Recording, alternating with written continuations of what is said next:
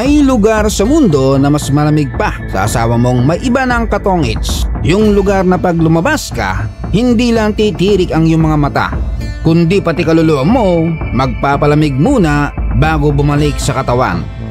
Imagine mo gusto mo lang mag-CR pero kailangan po magsuot ng 3 jacket, 2 pantalon, 1 dosenang underwear at samahan ng konting dasal para makabalik ka ng buhay. May ice drop version ng isda at karne, parang ice sculpture ang mga nakaparadang kotse. Ngayon aalamin natin paano nga ba mabuhay sa lugar na kahit anong hawakan mo, kapag inilabas siguradong maninigas. Pa-subscribe naman dyan. Sa isang sulok ng Siberia sa Russia, may isang lugar na hindi lang malamig, kundi literal na pwedeng ibenta sa ref manufacturer bilang extreme mode. Ito ang Oymyakon, ang pinakamalamig na tirahan ng tao sa buong planeta. Kung pagmamasdan mula sa itaas para isang baryong abandonada, pero nandyan pa sila, hindi sumusuko sa lamig. Nasa 700 hanggang 800 katao nagtatago lang sa loob ng bahay. Kasi sa labas matindi ang lamig. Nasa negative 60 degrees Celsius ang temperatura sa normal day at bumababa pa sa negative 71 degrees Celsius. Ito yung lamig na parang may kaaway ka, yung tipo na kahit dulo ng daliri mo pwede nang masunog sa sobrang lamig. At para makarating dito mula Moscow, Russia, lilipad ka ng 7 oras, tapos noon ilang oras pang road trip sa nagyeyelong wilderness.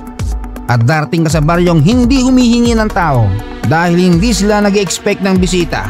Kasi hindi normal na may mga taong pupunta dito voluntarily. Ang temperatura sa Oymyakon ay karaniwang nasa negative 50 to negative 60 degrees Celsius. Sa lamig na yan, yung dila mo pwedeng dumikit sa bakal. Tapos iiwan mo na lang kasi ayaw nang bumitaw. Ang permafrost o yung lupa nila, frozen all year. Tuloy-tuloy, hindi natutunaw. Parang utang ng kakilala mong matamis ang dila, hindi nawawala. At dahil dito, ang mga bahay kailangan nakakonekta sa central boiler. Isang malaking coal-powered heating system ang nagpapainit ng buong baryo. Ito yung tipo na pag nag-brownout, yari na. Panik na ang lahat. Hindi pwedeng masira kahit 1 minuto. Kasi sa ibang lugar, pag wala kang heater, lalamigin ka lang. Dito, pag wala kang heater, papatayin ka ng lamig. Sa umaga, nagsisimula ang araw nila nang madilim pa. Hindi kasi agad sumisikat ang araw. Pero wala, hindi sila makapaghintay. May trabaho, may hayop na alagaan. Kahit madilim, kahit ramdam mo yung lamig, parang hinahampas ka ng 10 freezer, go lang. Pagpasok mo sa bahay ng kahit sino, mapapansin mo agad may mga room na walang heater. Mukha silang storage room, pero sa totoo lang, natural refrigerator sila. Buhay na pruweba na nakatira sila sa ref. At dahil ang gulay at prutas dito ay hard to find at mahal alagaan, ang diet ng mga taga-Oymyakon ay karne, isda at karne pa ulit. Yung internal heater ng katawan nila naka-maximum power 24/7. Kaya kailangan nila ng fat at hindi basta fat, high fat. Para kang kumakain para sa 3 tao. Pagdating sa tubig, pahirapan. Sa atin, turn on the faucet, mayroon ka ng tubig. Sa kanila, 30 kilograms blocks of ice na binubuhat pa uwi. Hindi galing sa gripo ang kanilang tubig. Wala silang plumbing kasi kung may tubo, magiging popsicle yung tubig sa loob in seconds. Kaya ang diskarte nila, nagpuputol sila na nasa 30 kilogram ice block sa ilong. Kahit gusto lang nilang mag-toothbrush, kailangan muna nilang mag-weightlifting. Ang tubig na iniinom nila galing sa yelo, kinakaskas pa nila ang ibabaw dahil baka marumi. Tapos iniimbak sa loob ng bahay. Kapag kailangan, papuyan sa malaking drum para matunaw. Ganyan sila nagkakaroon ng water supply. Walang running water, meron lang running ka sa ilog para kumuha ng ice block. Ito pa ang isang problema, wala silang indoor toilet. Kahit negative 60 degrees Celsius, lalabas sila sa dilim para mag-CR sa kanilang munting kubo. Kung sa Pilipinas ang CR is comfort room, sa Oymyakon, cold room. Walang comfort, purely cold. Ang Yakult horses ang tunay na Avengers ng Siberia. Ito yung mga kabayo na kayang tumayo sa snow buong araw.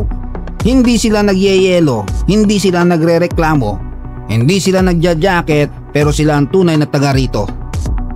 Ang negative 70 degrees Celsius parang bagyo weather lang sa kanila, yakang-yaka. Ang kabayo dito ay kadalasang ginagawang karne kasi kailangan nila ng taba. Kulang sila sa sunlight kaya karamihan ng vitamin D nila galing sa raw fish. Ito yung Stroganina, literally frozen fillet na hinihiwa gamit ang kutsilyo. Wala silang choice. Kung lulutuin nila mawawala yung nutrients. Kaya ang normal dito, kumakain ng malayelo na isda na parang popsicle. Sa pangingisda naman, nagbubuta sila ng 2 meters of ice bago nila mahanap ang tubig. Pag nakahuli ng isda, instant yellow within seconds.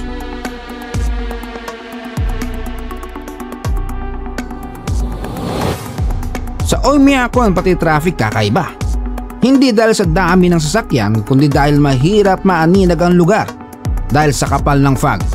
At ang kotse pag iniwan mo sa labas at hindi mo pinaandar, good luck. Yung engine oil, magiging peanut butter. Yung battery, masarap patulog kay Sleeping Beauty. Ang gasoline, nagiging sorbetes. At ang gulong, mananahimik ng tuluyan. Kaya karamihan sa kanila, never pinapatay ang engine. Imagine, 24/7 itong umaandar. Magastos sa gasolina.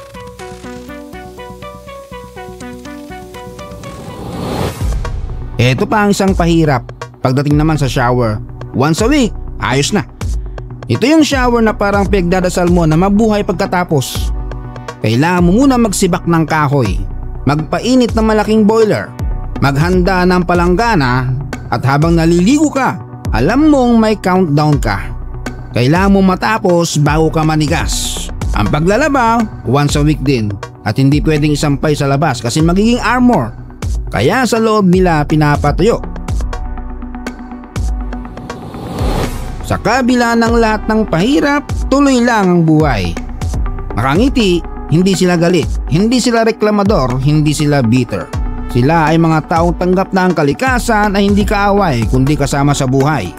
Hindi nila nilalabanan ng lamig, sinasabayan nila. Kaya kahit harsh ang winter, may respeto sila. May pasensya, may disiplina. At dito mo makikita ang buhay sa Oymyakon ay hindi tungkol sa pagiging matapang, kundi pagiging mapagkumbaba. Hindi nila tinatalo ang lamig, pero araw-araw pinapatunayan nila pwedeng mabuhay kahit saan kung marunong kang mag-adjust. So yun, huwag kalimutang mag-like, share at mag-subscribe sa Tito Jones TV. Hanggang sa muli.